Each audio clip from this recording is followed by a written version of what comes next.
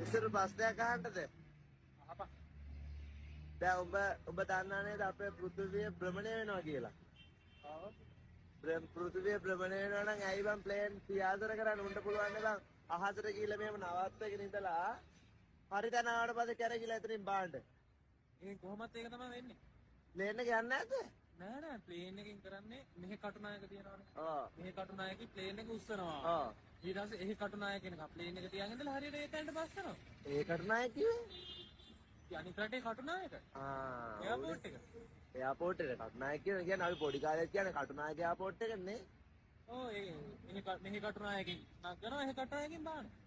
ඒ කියන්නේ ප්ලේන් එක පියාසර කරනවා කියලා එකක් නෑ මිනිස්සු හදාගෙන දෙන්නේ මේකනේ. ඔබ දන්නේ නැති දේවල් කොච්චර තියෙනවද මේ රටේ? ඔව් අපි අර කතාවකක් තියෙන්නේ නේද බං අපි දන්න දේවල් මොනවද කියන්නවත් අපි දන්නේ නැහැ. අඩුම ඔබ දන්නවද ඈ මේ කටින් ඈ හාගියද්දි එන මෙව රස්නේ හූ කියද්දි එන ඒවා සීතලයි කියලා. හුලං පාර.